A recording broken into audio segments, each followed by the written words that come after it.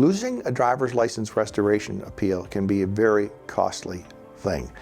Not always in terms of dollars and cents either. Whatever money you've spent on any other lawyer is generally gone. In my case, for example, I have a guarantee, so although I plan on winning every case the first time, if somebody doesn't win, I'm their lawyer until they do. The real costs, however, aren't calculated in dollars. They're aggregated by inconvenience.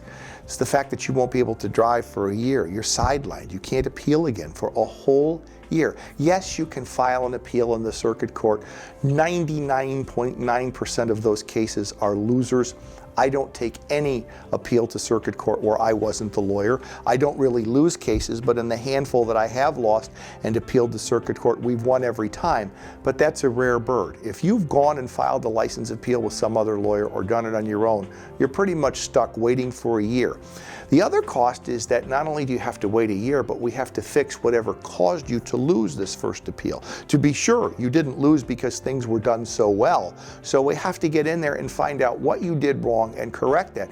Now, sometimes that's as easy as including information that was omitted or clarifying something that was a little muddy in the details, but other times a person can say something or not say something that can cause all kinds of problems. So, for example, if a person submits an evaluation that doesn't list having tried drugs, yet at the hearing they admit to the hearing officer that they tried marijuana or they tried cocaine and it's not in their evaluation, this creates issues of credibility, and we have to go in and make sure that those issues are not presented in the next appeal.